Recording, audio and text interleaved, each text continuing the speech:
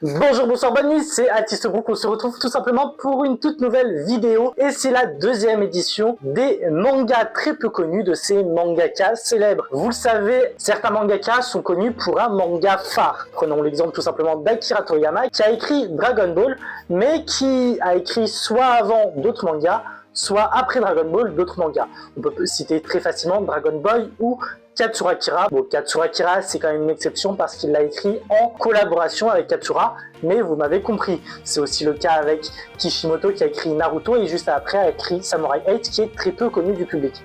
Enfin bref, des auteurs comme ça, il y en a énormément. Du coup, on va en citer 4 nouveaux, dont vous connaissez au moins de nom les mangas les plus célèbres, mais on va pas parler d'eux, on va parler de certains mangas qui sont passés un peu sous la trappe. Certains restent quand même assez connus, mais pas assez à mon goût, on va en parler. Mais en tout cas, n'hésite pas à t'abonner pour rejoindre la Vongola Family, parce que vous êtes énormément à regarder mes vidéos sans être abonné. Et franchement, c'est juste dommage. En plus, partage-la à un pote, il peut découvrir de nouveaux mangas grâce à cette vidéo-là. Donc, pourquoi louper cette occasion-là? Tout simplement. Bon, je pense que si je vous dis Battle Royale et foot, vous pensez forcément à un seul manga et c'est Blue Lock. Celui qui a créé ce récit, celui qui a écrit Blue Lock, c'est tout simplement Maneyuki Maneshiro qui, avant ça, a écrit un manga que vous connaissez peut-être.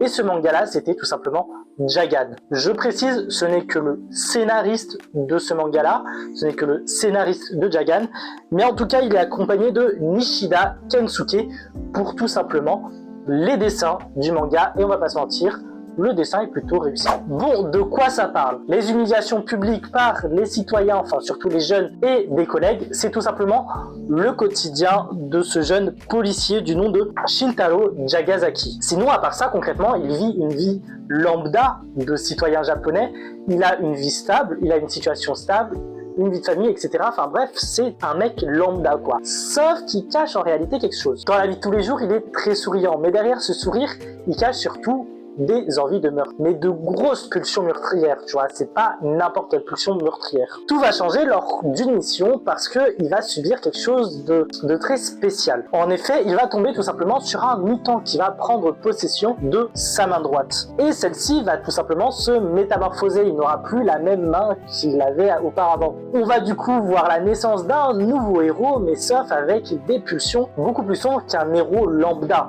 hein, des pulsions meurtrières. Va-t-il tout simplement s'adapter à cette nouvelle vie et va-t-il réussir à réprimander ses pulsions meurtrières? Bah, comme je l'ai dit, il faut lire Jagan, que personnellement je n'ai pas encore lu, mais je vous avoue que c'est un titre qui m'a très longtemps botté et qui me botte encore aujourd'hui. Donc un jour je commencerai cette œuvre, quand?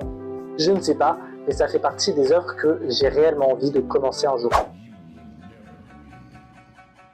Ok, si je vous dis un anime qui n'est pas terminé, un anime attendu par beaucoup et un anime se déroulant plus ou moins dans un univers oriental. Tu l'auras bien compris, je te parle bien de Magi The Labyrinth of Magic, écrit tout simplement par une autrice, voilà, par une femme. Et cette femme, c'est tout simplement Otaka Shinobu, qui a écrit un autre manga récemment, qui est toujours en cours et dont il y a une saison 1, qui est tout simplement Orient, ou pour le nom complet, Orient Samurai Quest. Donc voilà, on se retrouve au Japon au 15e siècle. Le Japon est contrôlé par des monstres nommés Oni. Ils sont même vénérés par les humains comme étant des dieux. Cependant, il existe malgré tout des guerriers qui luttent contre ces Oni et qui voient le côté maléfique de ces monstres. Cependant, comme ils sont minoritaires, ils sont vus comme des parias, ils sont détestés et rejetés par le reste de l'humanité, par le reste de la population japonaise. Musashi et Kojiro sont deux jeunes appartenant à un village de miniers travaillant pour les Oni.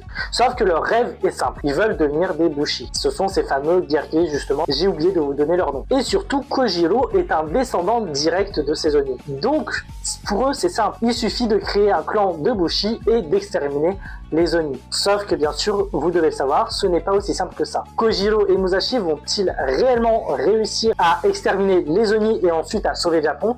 Bah pour ça, faut dire Orient Samurai Quest, personnellement me plaît beaucoup. Voilà, j'ai lu le manga, je crois qu'il me manque un tome ou je crois que je suis à jour, je sais plus. Mais en tout cas, s'il y a un manga que je peux vous conseiller, c'est celui-là. D'ailleurs, c'est l'un de mes premiers mangas à acheter, enfin c'est l'un de mes... Ouais, je crois que c'est la 3e série que j'ai acheté. Il y a eu Dr. Stone, ensuite Assassination Classroom et ensuite Orient Samurai Quest. En même temps, si vous avez vu les covers, je vous jure qu'elles sont juste magnifiques. C'est qui? C'est Pika, je crois, qui s'en occupe. Je crois que c'est Pika qui s'en occupe de Orient Samurai Quest. Et franchement, ils font un taf de fou. Allez-y, allez-y, franchement, l'anime ne rend pas à 100% hommage, alors il est très cool, mais ne rend pas à 100% hommage au manga, qui franchement me plaît, voilà. Donc voilà un petit peu pour Magi qui est assez connu, et du coup, Orient Samurai Quest, qui l'est beaucoup moins, après il est assez récent, il n'a qu'une saison, donc c'est normal.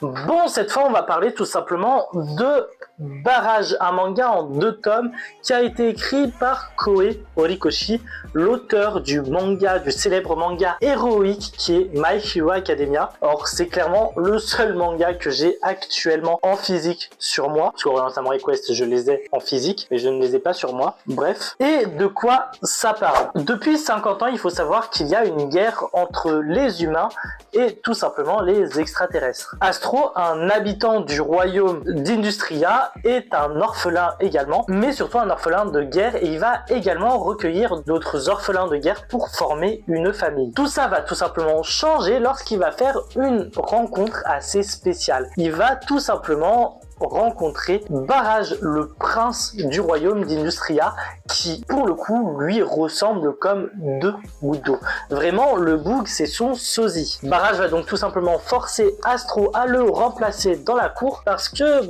Barrage veut faire autre chose, tout simplement. La question qu'on se pose, c'est que est-ce qu'Astro va réussir à cacher sa véritable identité? Encore une fois, faut lire Barrage, un manga en 2 tomes, je le redis. C'est un manga que je n'ai pas encore eu le temps de lire, mais une fois que je l'aurai lu, on en reparlera bien sûr dans un bilan lecture ou peut-être sur une autre vidéo.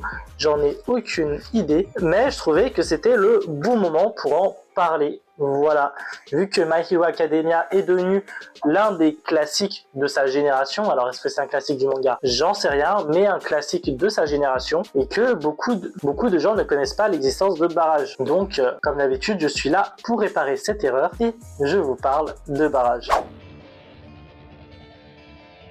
Ok, pour ce dernier manga, on va aller sur un duo mythique. On va tout simplement aller vers Obata Takeshi et Oba Tsugumi, voilà, avec Bakuman, qui est un manga écrit par ces 2 auteurs-là, mais si vous ne connaissez pas, ils ont écrit le célèbre Death Note, qui est clairement devenu un classique du manga aujourd'hui. Alors de quoi parle Bakuman?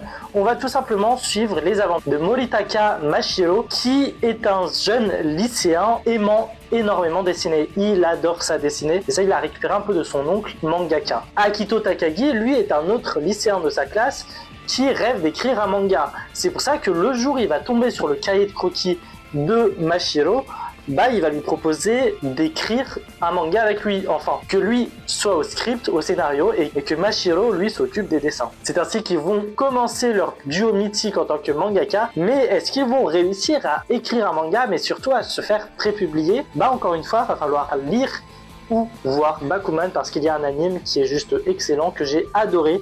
Je n'ai pas lu le manga, mais l'anime, je suis sûr de l'avoir vu. Allez-y, les yeux fermés.